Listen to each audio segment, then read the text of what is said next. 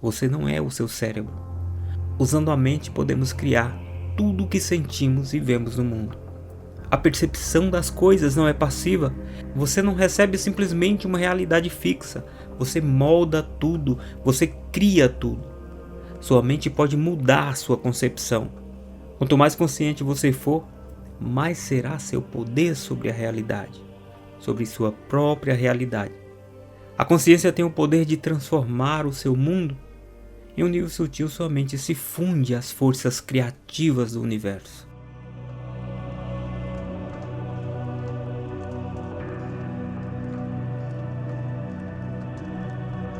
O pensamento pode gerar uma nova realidade de várias maneiras, e uma delas é por meio da nossa percepção. A forma como percebemos o mundo que nos rodeia é moldada por nossos pensamentos e crenças, e isso pode afetar nossa experiência da realidade. Se você tem uma visão positiva e otimista da vida, é mais provável que veja situações de uma maneira positiva e encontre oportunidades onde outras pessoas veem apenas obstáculos. Por outro lado, se você tem uma visão negativa e pessimista da vida, é mais provável que veja as situações de uma maneira negativa e encontre problemas onde outras pessoas encontram soluções.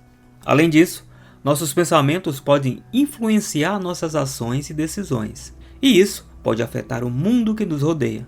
Se você tem pensamentos positivos sobre si mesmo e sobre suas capacidades, é mais provável que se sinta confiante e tome ações que levam a resultados positivos. Da mesma forma, se você tem pensamentos negativos sobre si mesmo e sobre suas próprias capacidades, é mais provável que se sinta inseguro e tome ações que levam a resultados negativos.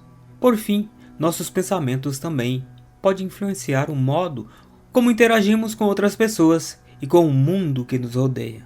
Se temos pensamentos positivos e empáticos em relação às outras pessoas, é mais provável que sejamos gentis e compreensivos. E isso pode criar uma atmosfera positiva e harmoniosa em nossas relações interpessoais. Por outro lado, se temos pensamentos negativos e críticos em relação a outras pessoas, é mais provável que sejamos hostis e conflituosos. E isso pode criar uma atmosfera negativa e destrutiva em nossas relações interpessoais. Portanto, nossos pensamentos têm um impacto significativo na forma como vivemos nossas vidas e na realidade que criamos ao nosso redor. Mas o pensamento cria mesmo a realidade? A ideia de que o pensamento pode materializar uma nova realidade é um conceito comum, associado ao pensamento positivo e também à lei da atração, que afirma que nossos pensamentos e emoções podem atrair experiências positivas ou negativas em nossas vidas. Como falei no início, nossos pensamentos podem afetar nossa percepção da realidade, nossas ações e decisões, e nossas interações com as outras pessoas. Portanto, é possível que, ao mudar nossos pensamentos e crenças, possamos criar uma nova realidade para nós mesmos, embora essa realidade não seja necessariamente material. É importante lembrar que, embora possamos influenciar nossa realidade por meio dos nossos próprios pensamentos, isso não significa que possamos controlar totalmente as circunstâncias externas ou garantir que tudo aconteça exatamente como desejamos. Existem muitos fatores que influenciam a vida e o mundo que nos rodeia, e o pensamento positivo não é uma solução mágica para resolver todos os nossos problemas. O que podemos fazer é utilizar nossos pensamentos e emoções de maneira positiva e construtiva para enfrentar os desafios da nossa própria vida e dessa forma criar uma realidade mais satisfatória e significativa para nós mesmos. Vamos entender então, a partir de agora, o que é uma visão holística do seu próprio pensamento. O que é uma visão holística? A visão holística, ou holismo, é um conceito que vem do campo das ciências naturais e humanas, e ela diz respeito ao entendimento que um sistema não pode ser definido e caracterizado apenas pela soma de suas partes, mas sim como todo. A visão holística do pensamento considera que os pensamentos não são apenas processos mentais isolados, mas estão interconectados com as outras dimensões da nossa vida e de tudo que nos rodeia. Essa abordagem enfatiza a interdependência e a interconexão entre todos os aspectos da vida, incluindo o pensamento, o corpo, as emoções, o ambiente, a cultura e a sociedade. Segundo essa visão, os pensamentos podem afetar nossa saúde física e mental, nossas relações interpessoais, nossa conexão com a natureza e também a nossa compreensão do mundo. Além disso, nossos pensamentos são moldados por nossas experiências pessoais, nossa cultura e nossas crenças, e também podem afetar a maneira como percebemos e interagimos com o mundo. Portanto, tudo aponta para termos mais cuidado com aquilo que pensamos, de uma forma ou de outra. Tudo isso acaba moldando a nossa realidade. Hoje em dia já se discute a existência do potencial da mente, ou seja, já se acredita que os pensamentos e informações que nós enviamos criam poder e modificam a nossa realidade. Falando isso, sabemos que muitas vezes podemos prejudicar a nós mesmos com esse modelo de pensamento destrutivo. Vários estudos apontam que a mente cria o corpo, iniciando tudo nas células. E quem envia as informações para as células são nossos neurônios e os pensamentos que estão sendo enviados para eles. Logo, ao enviar para uma célula um determinado tipo de pensamento, estamos ajudando e influenciando a repetir esse padrão, pois essa célula vai se dividir com a mesma energia que foi enviado para ela. Muitos pensam não conseguir mudar a realidade porque acham que não pode, mas ao acreditar que podem, o próximo passo vai além da concentração.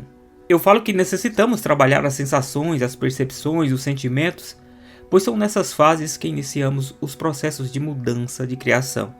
A concentração coopera no sentido de não perdermos o foco real dessa faxina da nossa mente. Quando você insiste em focar nas coisas, isso te leva a pensamentos cotidianos processuais de auto-organização para novos costumes e pensamentos. E essa é a hora de retornar nossas percepções e sentidos, dando espaço para novos pensamentos e informações, e consequentemente para criar novas realidades. Ao repetir o ato de criar nosso dia, que são padrões, o cérebro começa a acreditar na possibilidade de criar universos, e ele envia ondas magnéticas. E a física quântica vem mostrando às pessoas que a observação, o olhar do observador, tem relação com a formação do mundo de cada um.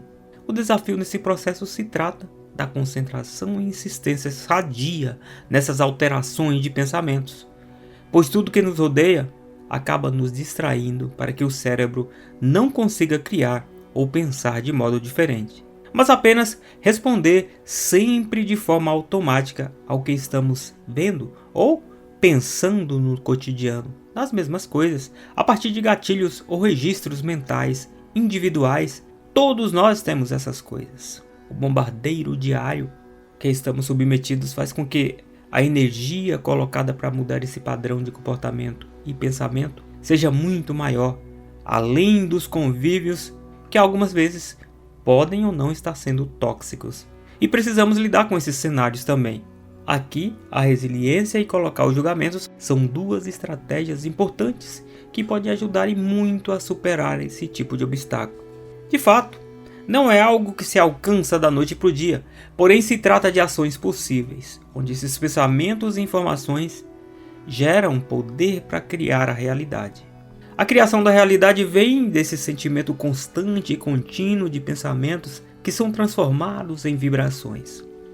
Algumas dicas para você começar a criar sua realidade são monitorar e filtrar os pensamentos, desintoxicar a mente, exercitar a mente, ler, fazer exercícios físicos, comer e dormir bem, evitar discussões que não levam a nada, brigas, julgamentos, além de outras ações que seu nível de consciência pode trazer como sinal, como sensações no corpo, saúde, do seu estado emocional e muitas outras coisas. Dependendo de como você lida com seu universo interior e exterior, aquele mundinho que você constrói em torno de você, você pode estar elevando seus pensamentos para alcançar uma evolução pessoal, ou tendo pensamentos conflitantes que vão te levar a más escolhas, o que vão implicar na criação de realidades de acordo com esses padrões.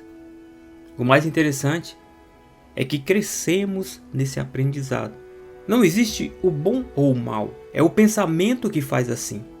Considerando que sua mente controla e molda o cérebro ao gerar pensamentos, é muito digno que se dê singular importância ao que você anda pensando. Os pensamentos têm o poder de modelar e recriar a forma como o cérebro atua, para melhor ou para pior, dependendo do tipo de emoção que se coloca nesse pensamento. Se com muita frequência você diz que sua memória é ruim e tem a sensação de derrota ou impotência, quando fala essas coisas, seu cérebro interpreta a mensagem como uma diretriz, ou seja, a mente entende que a memória é ruim e que não justifica gastar energia criando uma nova rede de conexão em busca de melhorar. A ciência cognitiva comprovou nas últimas décadas que o desenvolvimento do cérebro é ilimitado e seu desenvolvimento depende da forma como a mente se relaciona com ele pelos pensamentos. O cérebro não pode ser solicitado a fazer coisas novas e inesperadas.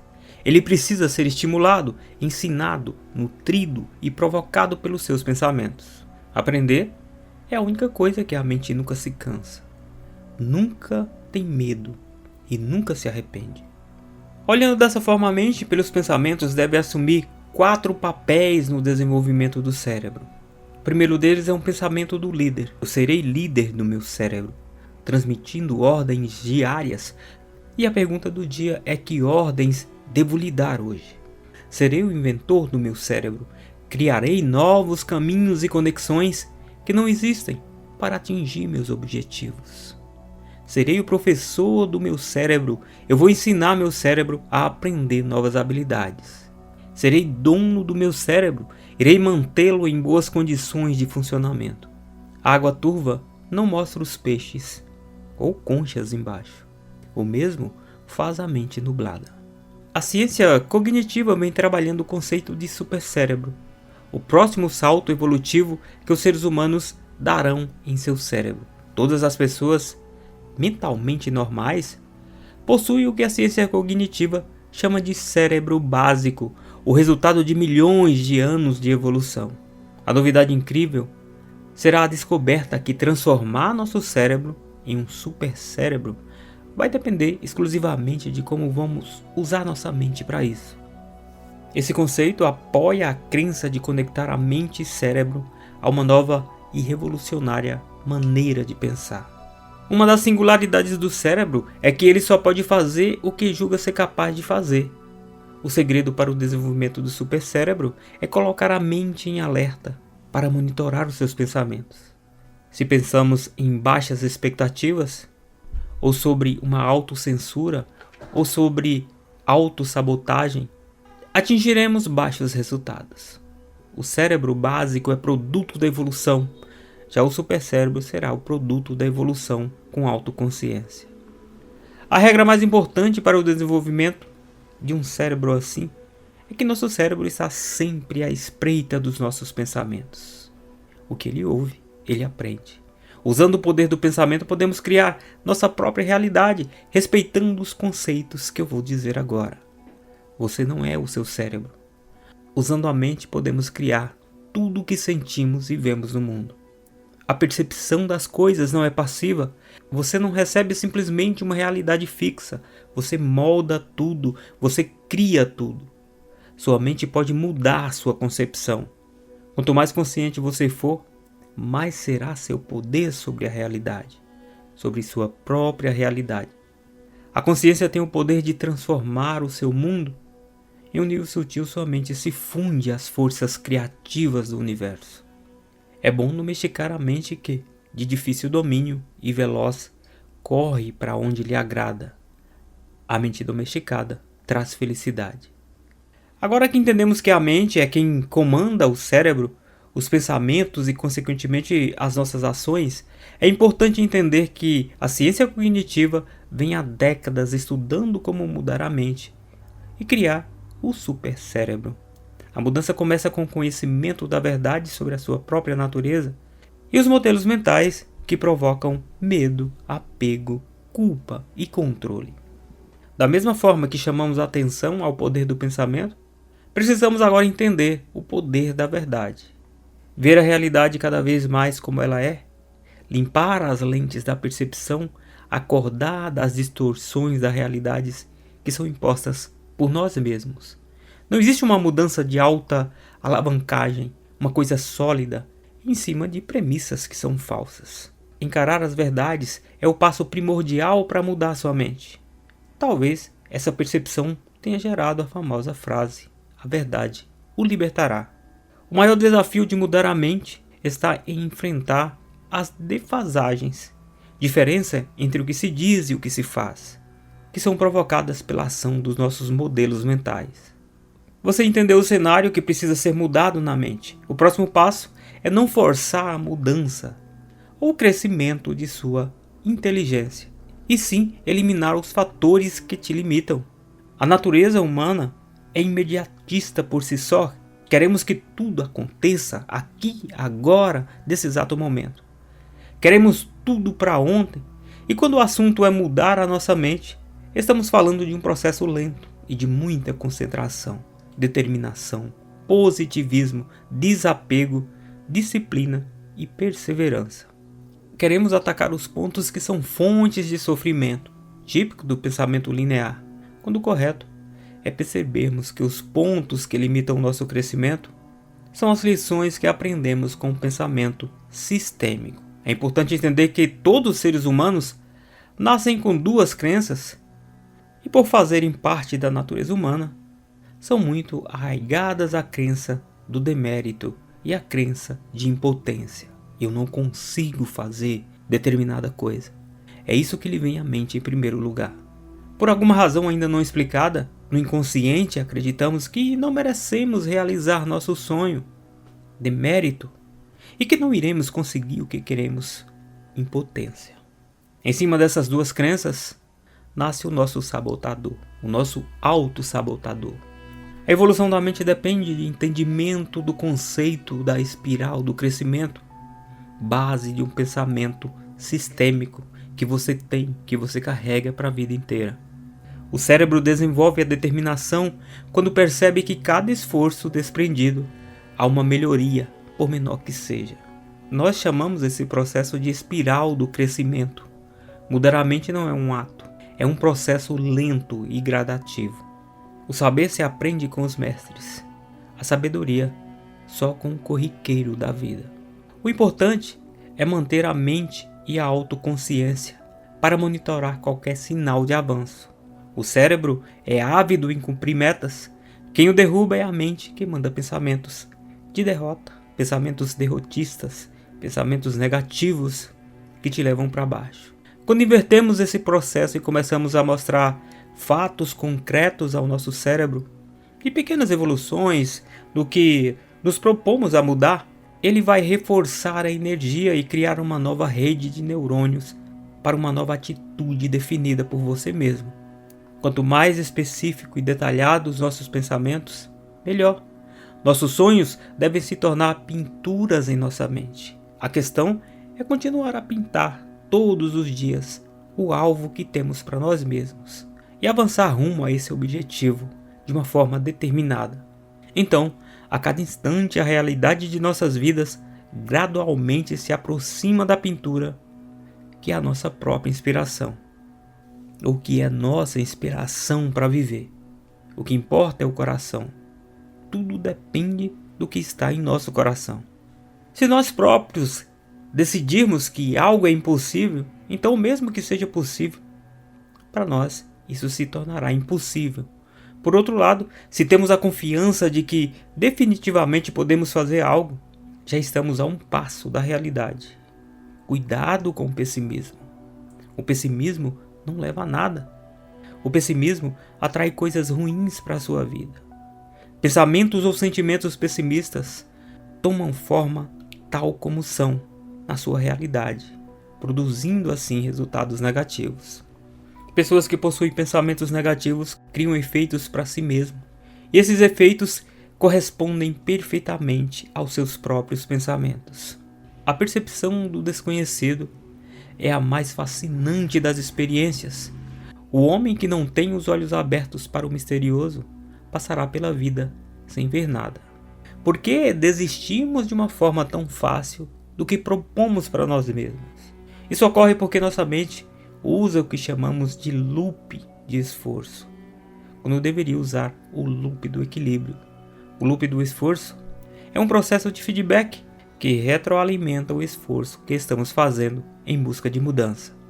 O loop do equilíbrio é um processo de feedback que mostra que atingimos um determinado patamar e precisamos traçar uma nova estratégia. Inicialmente, quando percebemos melhorias, repetimos o que estamos fazendo, ou repetimos o que estávamos fazendo. Quando o ritmo de crescimento diminuir, a pessoa tende a compensar, aumentando o esforço. É o loop do esforço. Novamente, para voltar ao mesmo ritmo de crescimento, é necessário identificar e alterar o fator limitante. Isso é um loop do equilíbrio. Novamente fica claro que devemos nos focar nos fatores que limitam o nosso crescimento, e não apenas no foco na mudança.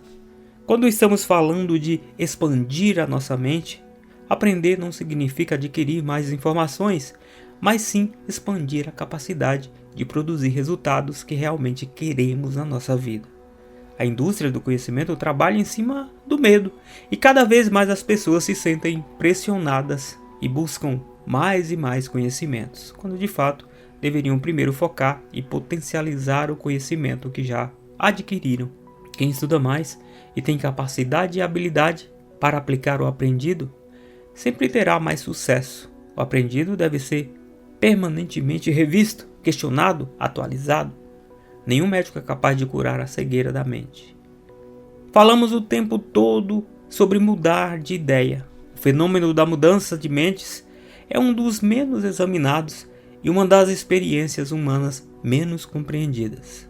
Os estudos sobre os conteúdos da mente e como mudar a nossa mente é importante para o desenvolvimento da sua própria inteligência, porque ela simplesmente envolve modelos mentais. A expressão mudar mentes é empregada quando indivíduos ou grupos abandonam seu modo costumeiro de pensar sobre questões importantes e a partir daí passam a vê-las de um modo completamente diferente. As mudanças nem sempre ocorrem por causa das intenções dos agentes de mudança ou dos desejos da pessoa cujo pensamento mudou. Alguns efeitos serão indiretos e sutis a longo prazo, involuntários ou até mesmo perversos. No desenvolvimento da sua inteligência, devemos focar nas mudanças da mente, que envolvem mudanças do seu próprio comportamento. Um dos segredos da mudança mental é a produção de uma mudança nos modelos mentais, nos seus modelos mentais, uma vez que são eles que definem nossas ações e geram nossas defasagens. E o que exatamente é necessário para que uma pessoa mude mentalmente ou não e comece a agir com base nessa mudança? Para responder essa pergunta, vamos recorrer ao que é chamado de teoria do 7R. Existem 7 fatores ou alavancas que podem operar em todos os casos de mudança na mente. O primeiro deles é a razão, especialmente entre as pessoas que se consideram instruídas. O uso da razão é subjacente a uma questão de acreditar. Uma abordagem racional envolve identificar fatores relevantes, pesar cada coisa de uma forma separada e fazer uma avaliação global. O segundo deles é a revisão. A coleta de dados relevantes complementa o uso da argumentação. A revisão pode vir de uma pesquisa formal ou não. Ela só precisa permitir a identificação de casos relevantes e um julgamento se eles justificam a mudança de opinião. O terceiro deles é a ressonância. A razão e revisão apelam para os aspectos cognitivos da mente humana. A ressonância denota o componente efetivo. Uma visão, ideia ou perspectiva parece se encaixar na situação e convence você de que não há necessidade de considerações adicionais. Geralmente isso ocorre porque é uma relação com um modificar de mentes, uma pessoa confiável ou uma pessoa que respeitamos. O quarto deles são os resumos. O quarto fator soa técnico, mas é bastante simples. Uma mudança mental torna-se convincente na extensão em que se presta a representação em diferentes modos, reforçando de uma forma mútua. Quando um conceito pode ser expressado, falado, escrito e em gráficos, Maximize se refere às instruções, seja em uma sala de aula de ensino fundamental, seja numa oficina de gerenciamento. O potencial para expressar a lição desejada em muitos formatos, em muitas maneiras de se expressar, é simplesmente crucial. A mudança mental é mais provável quando há recursos suficientes dos quais se pode abrir mão. O cérebro precisa perceber a recompensa da mudança, como por exemplo quando uma pessoa decide mudar a mente e ajudar pessoas ou instituições filantrópicas. Às vezes há um evento na sociedade mais ampla que afeta muitas pessoas, não apenas aqueles que estão buscando uma mudança mental, como por exemplo guerras, furacões, ataques terroristas, ou até mesmo o que aconteceu no Rio Grande do Sul, ou as depressões econômicas, o que vem acontecendo no mercado financeiro. E por último, a resistência. Qualquer tentativa de compreender a mudança mental precisa levar em conta o poder de várias resistências. Nenhum médico é capaz de curar a cegueira da mente. Outro ponto relevante quando estamos falando de mudar a mente são as 6 arenas que essas mudanças podem ocorrer, chamadas de pirâmide invertida da mudança da mente. Eu vou colocar elas aqui na tela mais ou menos numa forma de uma pirâmide para que você entenda. O grande público heterogêneo, uma sociedade específica, grande público homogêneo, a cultura de uma empresa, arte e pesquisas científicas, academia, cenário formal de instrução, uma família e o indivíduo. A importância de entender as arenas é perceber que qualquer mudança começa na própria pessoa, ou seja, no indivíduo, na base da pirâmide. O indivíduo é a base da pirâmide. O microcosmo dele poderá atingir o macrocosmo, uma sociedade inteira. Uma vez que uma mudança seja verdadeira e perceptível, ela influencia todo o sistema, começando pelo ambiente da própria pessoa, a sua família. A mente, por outro lado, atua em 4 dimensões que chamamos de mente emocional, mente racional, mente instintiva e mente intuitiva. Quando nos referimos em controlar a mente, queremos dizer controlar os próprios pensamentos em equilíbrio com essas 4 dimensões. Os pensamentos são precedidos de uma emoção, visto que as emoções são involuntárias. Ninguém controla o que sente. A pessoa pode simplesmente controlar as suas ações. Quando o cérebro interage com as amígdalas ou com os neurônios espelho, transmite à mente primeiro uma emoção. É por isso que as emoções costumam guiar as ações. Elas chegam antes da nossa própria mente. A neurociência identificou um tipo de neurônio responsável pela empatia, que transmitem ao cérebro uma emoção percebida em outra pessoa. É o que são chamados de neurônios espelhos.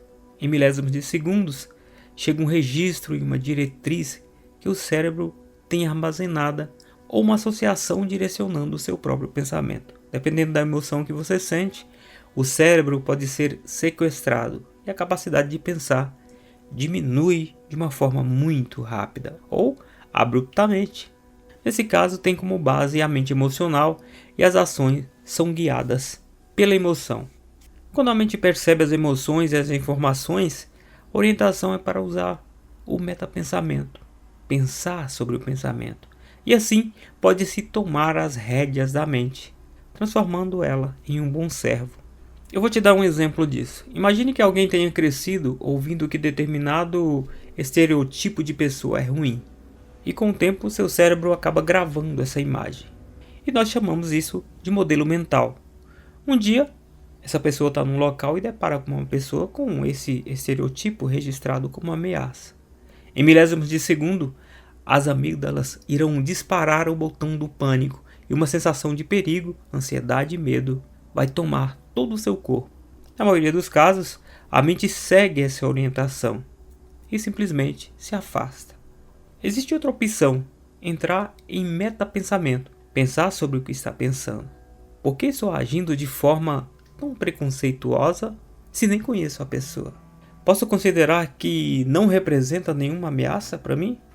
O que me faz ter um preconceito criado dentro da minha própria mente sobre determinada pessoa, sobre determinada raça, sobre determinada orientação sexual? Neste momento há um equilíbrio entre a mente emocional e a mente racional. As emoções irão continuar até o cérebro acreditar que a pessoa não representa nenhum perigo. Ninguém controla o que sente, mas sua mente racional vai abrir uma oportunidade de crescimento e de conhecimento, uma oportunidade de reavaliar o seu modelo mental ou seu preconceito mental. Chame como quiser. Quando uma pessoa se depara com outra pessoa que parecia uma ameaça, dependendo do sentimento, a mente instintiva vai aumentar o seu estado de alerta. Nesse caso, quem pode trazer o equilíbrio ao processo é a quarta mente, a mente intuitiva. Ela de antemão sabe o que é bom ou não, tal qual um sexto sentido. A intuição age na mesma velocidade do sabotador, e quando confrontamos, normalmente, a mente irá optar pela mensagem que parece mais segura. Mas onde se deve procurar a liberdade é nos sentimentos. Esses são a essência viva da alma. Ninguém controla o que sente. Não alimente sentimentos negativos com a justificativa de certo ou errado. Observe os pontos fracos emocionais. Observe as deficiências quando elas surgirem. Questione se precisa adotar a reação tomada. Medo e desejo são criados pela mente instintiva, mas conduzidos pela mente emocional ou racional. Quando perceber as emoções, estará saindo do estado de inconsciência para a consciência. Quando as interpretar, isso vai passar para sua autoconsciência. O intelecto representa a mais recente fase evolutiva da mente. Todo pensamento, por mais racional que seja, nunca funciona isolado, mas justamente com emoções e instintos. Nos ajuda a lidar com medos e também com nossos desejos. Pode ser destrutiva quando desconectada do sentido da ética e do propósito. Entenda que os instintos são necessários à vida. Tenha paciência com medo e raiva, mas não se entregue a eles. Não tente discutir com seus impulsos. Não reprima pensamentos e sentimentos por culpa. E seja consciente de seus medos e desejos. Essa consciência vai te ajudar a manter um equilíbrio. Não haja por impulso. Pode-se confiar na intuição. A intuição não precisa ser processada pelo cérebro. Ela não conhece limites. Um dia Napoleão Hill afirmou: tudo que a mente humana pode conceber, ela pode conquistar. Essa ideia permeia as frases inspiradoras que seguem, evidenciando o impacto profundo do pensamento na criação da nossa própria realidade. E o que nós fizemos aqui foi explorar essas mensagens transformadoras e entender que como mudar a maneira de pensar pode ser o primeiro passo para a realização dos nossos sonhos, para a criação de uma nova realidade. Aquilo que você mais pensa e se concentra vai se manifestar como sua vida, ou aquilo que você mais pensa e se concentra se manifestará como sua vida. Cada pensamento é um bloco de construção da nossa realidade. Se nos concentramos em pensamentos positivos e metas alcançáveis, nossa vida vai refletir essa mentalidade focada. A atenção direcionada aos nossos objetivos cria o caminho para a materialização dos nossos sonhos. A lei da mente é implacável. O que você pensa, você cria. O que você sente, você atrai. O que você acredita, torna-se realidade. Buda destaca a interconexão entre pensamentos, sentimentos e realidade. Ao compreender essa lei, podemos conscientemente direcionar nossos pensamentos para criar nossa realidade, alinhado com as nossas aspirações mais profundas. Uma mente negativa não pode te dar uma vida positiva. A negatividade cria um véu que obscurece oportunidades e realizações. Mudar para uma mentalidade positiva é o primeiro passo para desvendar as possibilidades que se escondem além dos pensamentos limitantes. Você é aquilo que você pensa. Essa afirmação simples destaca a importância de cultivar pensamentos que se alinhem com a pessoa que desejamos ser. A autopercepção molda a jornada que percorremos na busca de nossos objetivos. Os únicos limites da sua mente são aqueles que você acredita ter. Desafie as barreiras autoimpostas ao reconhecer que muitas limitações são construções mentais. Dessa forma, você libera o potencial ilimitado que reside dentro de sua mente. Pensamentos geram sentimentos e sentimentos geram ações. A ação é a manifestação física dos pensamentos. Compreender a ligação entre pensamentos e ações é crucial para direcionar conscientemente nossas vidas na direção desejada. Se você pensa que pode ou se pensa que não pode, de qualquer forma, você está certo. A crença em si mesmo é uma força motriz poderosa. Henry Ford ressalta que nossa mentalidade influencia diretamente nossas capacidades e realizações. Não basta apenas sonhar, a ação é crucial. Comece mudando a maneira como você pensa. Abandone crenças limitadoras e pensamentos sabotadores. Transforme a mente de escassez em uma mente próspera, focando em soluções e oportunidades. Com tudo isso que eu falei até aqui, pensei no que Jesus fala sobre a lei do pensamento. Não há relatos diretos nas escrituras bíblicas que Jesus fale de uma forma explícita sobre a lei do pensamento, da maneira como é abordada em algumas correntes de pensamentos contemporâneos e em conceitos específicos de autoajuda. No entanto, existem princípios e ensinamentos atribuídos a Jesus que podem ser interpretados à luz da consciência dos pensamentos, nas ações e na vida das pessoas. O princípio central dos ensinamentos de Jesus, que podem ser relacionados com o poder do pensamento, é encontrado nas passagens de Mateus 15, 18 e 19. Mas o que sai da boca vem do coração, e é isso que contamina o homem, porque do coração saem os maus pensamentos, os homicídios, os adultérios, as imoralidades sexuais, os roubos, os falsos testemunhos e as calúnias. Essa passagem sugere que as palavras e ações de uma pessoa têm origem nos pensamentos do coração. Jesus enfatiza a importância da pureza interior para a vida reta e justa. Ele também destaca que tudo que se manifesta fora de você tem suas raízes dentro de você. Muito obrigado por assistir esse vídeo, sejam todos sempre bem-vindos ao nosso canal Simples e Direto. Um abraço e até a próxima.